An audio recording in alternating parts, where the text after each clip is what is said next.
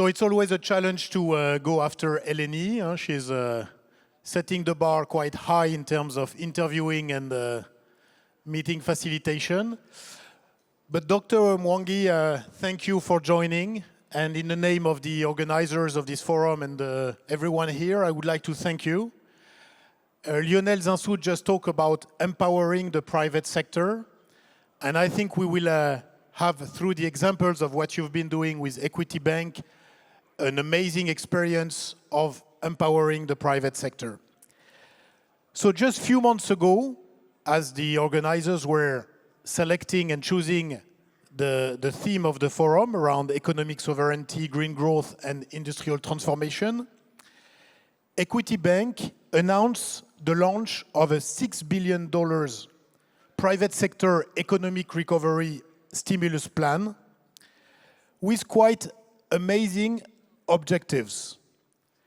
Provide financing and capacity building to 5 million businesses, 5 million, and mostly SMEs, and 25 million individuals in food and agriculture, in manufacturing, in trade, in environment, and in the SME sector. And the vision you have is to create 50 million jobs in East and Central Africa. So the numbers are quite amazing and quite surprising. So what is it that you will be doing beyond the day-to-day management of a bank to make this happen? Thank you very much. The first thing that we are doing that we don't do on a normal day-to-day is to bring partners together.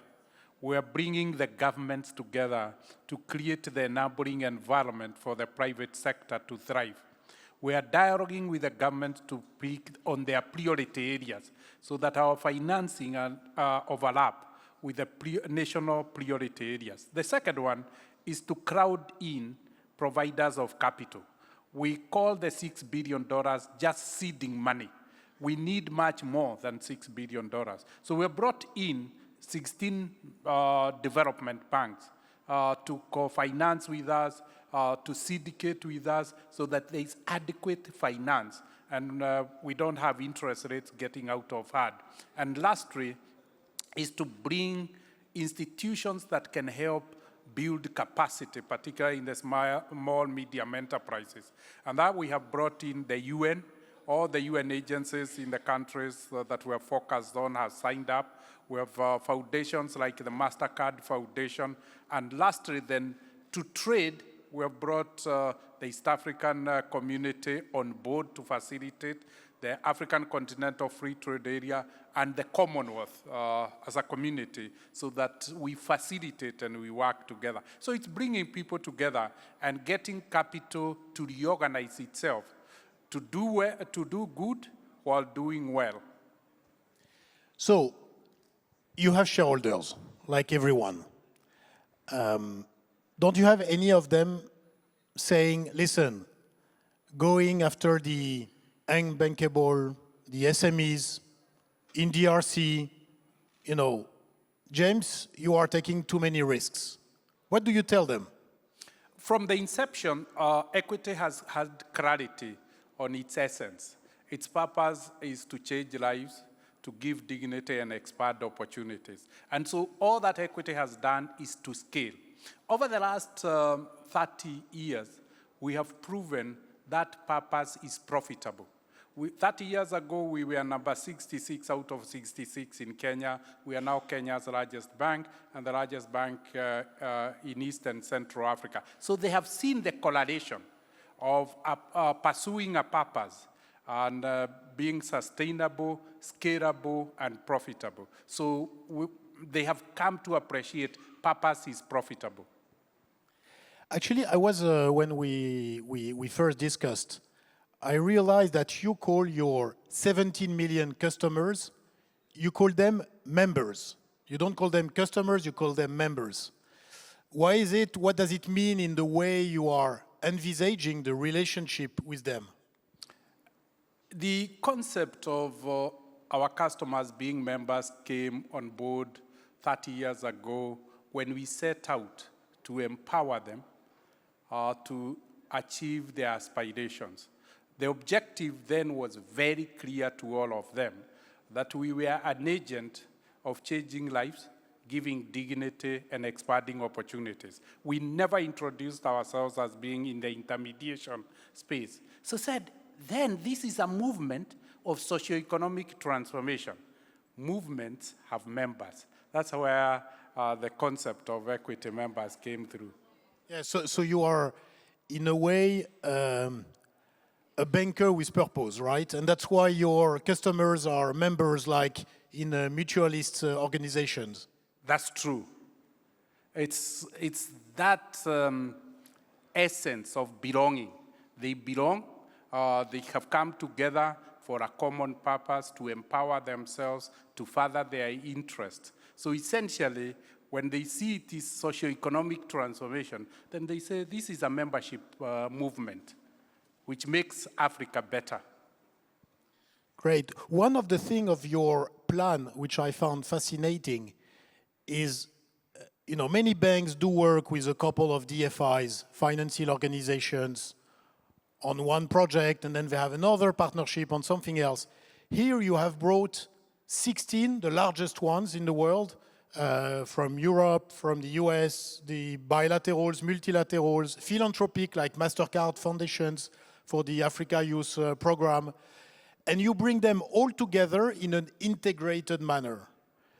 And so you are playing the role of the integrator with the global donors community. Is it something that you have long thought as being critical to really scale the impact?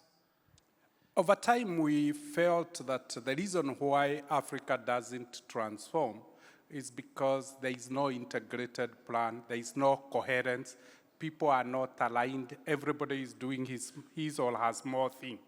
And so we challenged them, and we are very lucky that IFC, the private sector arm of the World Bank, is one of the largest shareholder in equity, FMO and NOFAD and Rabobank, the largest shareholders. They have a long-term view. So it was very easy to sit with them, and then they became influencers. And then we have a long history of 25 years with the development banks, where we have proven ourselves repeatedly. So essentially, when we sat down with them, we had initially sat down with the governments and said, what would be the priorities? Then we step in as a catalyst, and we laid out our name and our blood to say, here is a common plan. Can we all have our hearts on the same deck and see how far we can go if we are aligned? And lastly, we realized we had to have priorities. So by bringing everybody together, then we were able to narrow down the priorities. And that is why I'm excited that since morning, the priorities have been validated.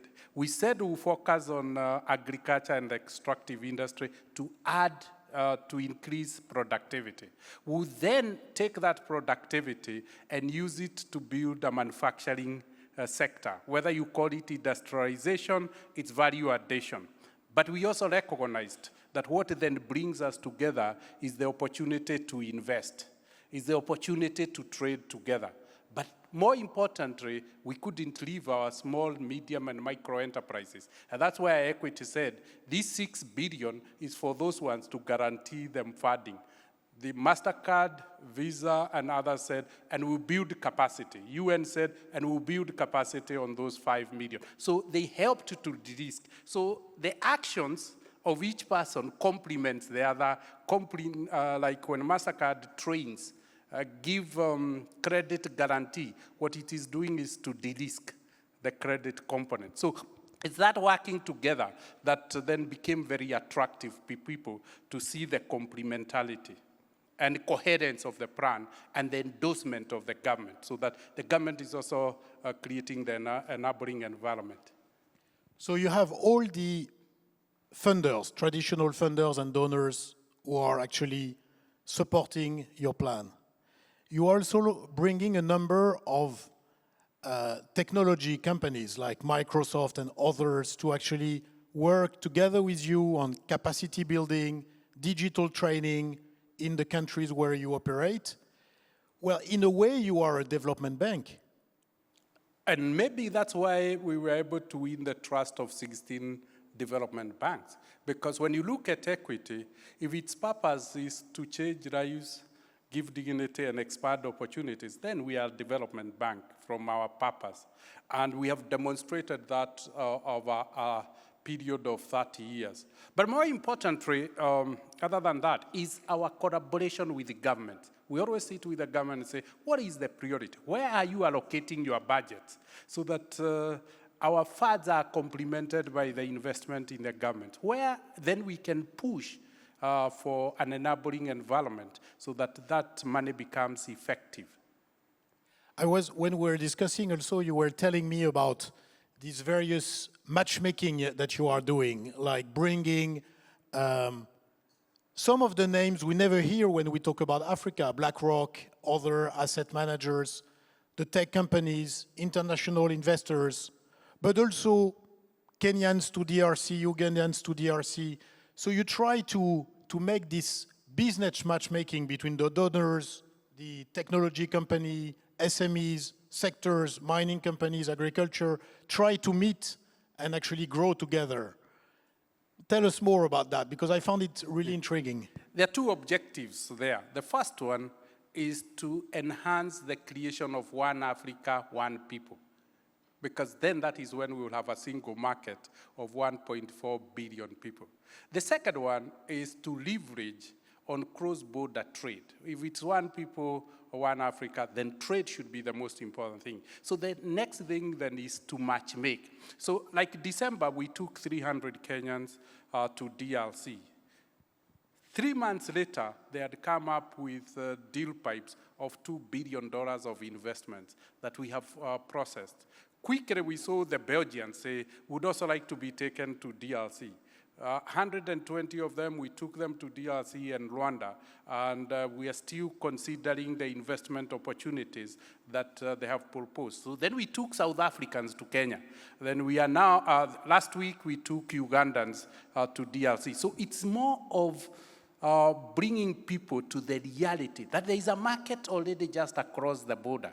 People's perceptions have been shaped by media analysis. The reality might be very different. And more importantly is to create a people-to-people relationships before you talk about trade. And lastly is to activate the East African Community Trade Protocols, Common Market, and the African Continental Free Trade Area. So we have signed with those ones as their operations arm to operationalize the policies that they have. Yeah, so when we were talking, I was saying you're a bit the Tinder of the Africa business in bringing all that together. I hope you will have the same success. You talk a lot about DRC. You are now the largest bank in DRC. DRC is a bit the sleeping giant of Africa. We know about this huge potential, especially now with the weight of minerals in the climate transition, about also a 90 million inhabitants population. How do you see that? Why do you bet that much on DRC? The situation that the world is in today gives DRC a very unique opportunity to plug in and play and hopefully create a lot of energy in Africa. Let's look at Alabolad. DRC has 88 million hectares of agricultural land that has not been utilized. So essentially the shortage we are talking about that is really causing food inflation around the world can be solved by one country, DRC. The second aspect is power. We're talking about the need to change our power sources. DRC can light the whole of Africa with hydroelectricity. But more importantly, let's talk about the electric cars and the climate change scenario. DRC produces 60% of the cobalt that is going to the battery manufacture. So you can see the components it can bring. But in an African context, the size of DRC is a subcontinent.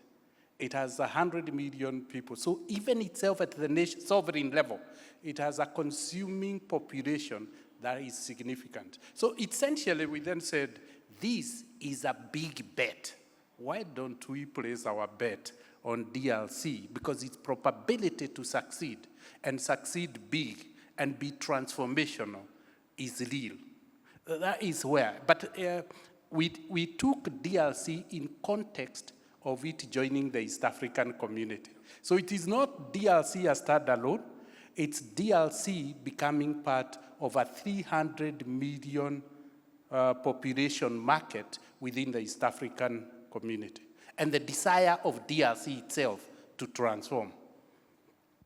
That's great. So let's talk about this integrated Africa, the One Africa. So you bring together all this East Africa community. This week we will have, actually tomorrow, the second session of the Africa Business Leaders Coalition, which is a coalition launched by the UN Global Compact to actually create a coalition of the largest African corporations, which strangely doesn't exist today. And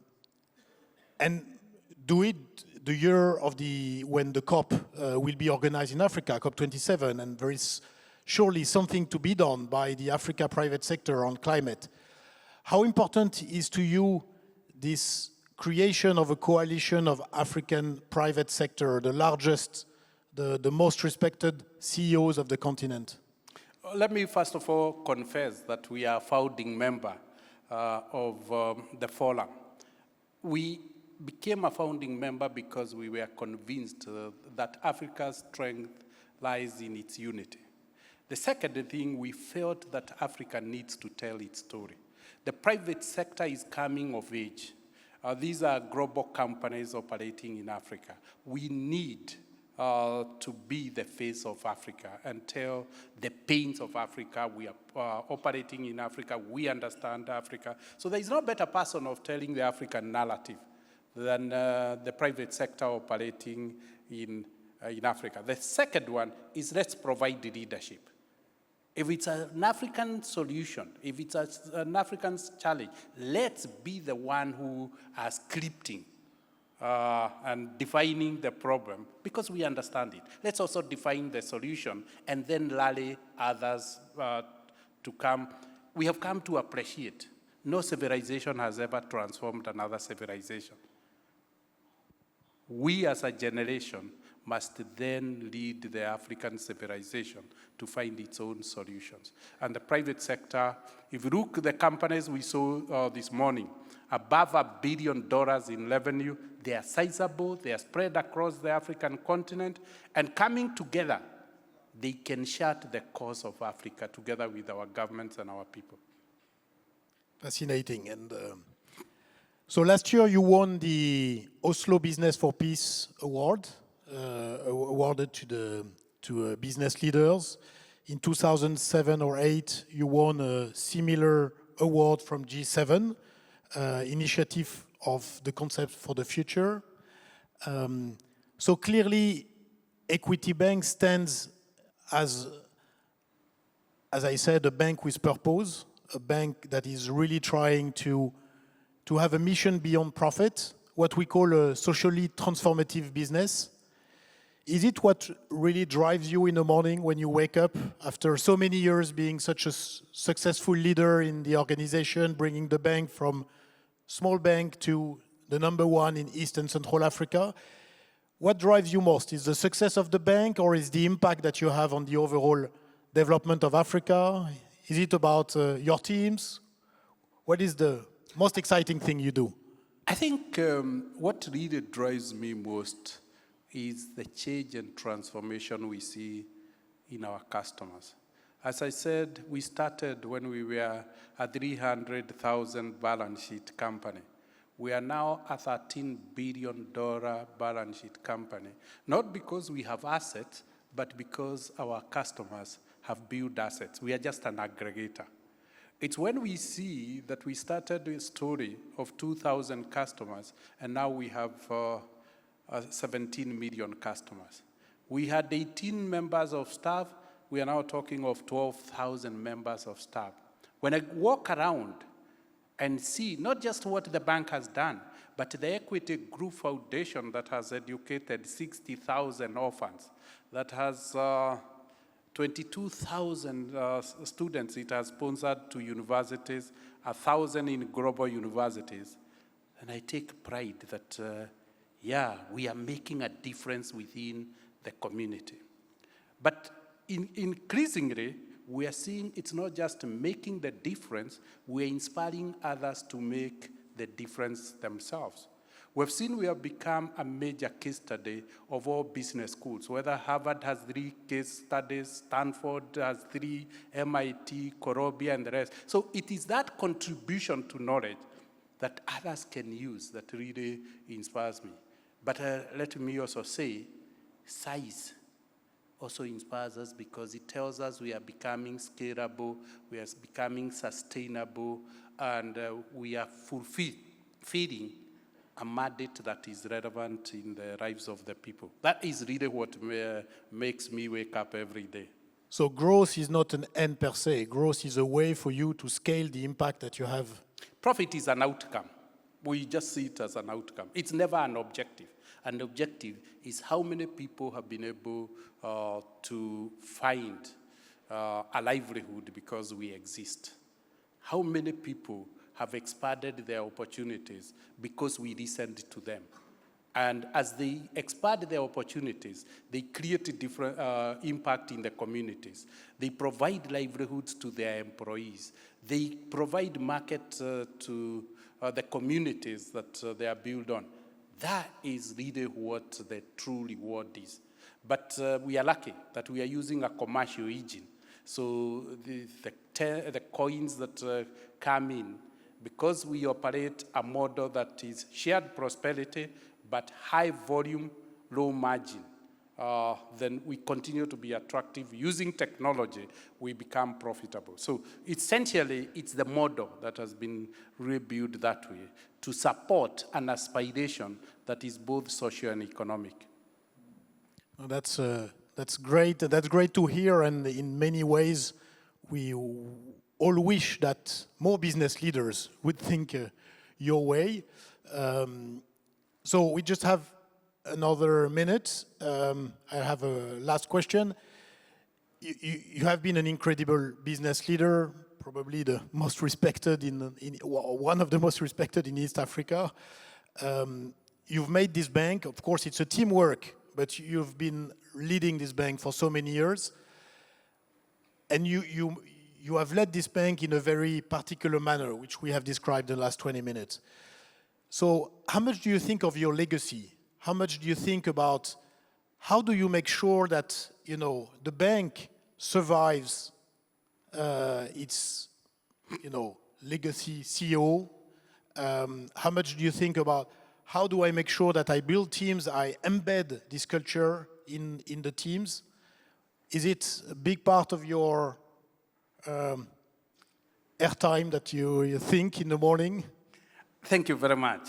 It is true, when you have a unique organization like Equity, you always worry about it.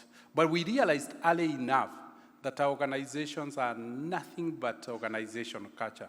So what we have really spent our time in building is the Equity organizational culture, a culture that values people and supports business. As long as Equity builds that culture, it will always continue to be the glue that holds all the stakeholders together. The second one is Equity is customer-centric. Part of the culture is that customer centricity and brand protection. As long as the customer loves Equity, nobody will ever be able to destroy Equity. As long as the customer loves Equity, the brand Equity will always remain an iconic, inspirational brand. Lastly, is you bring these together through organizational structures. We all have come to run organizations are nothing but governance structures. So we invested very, very strongly.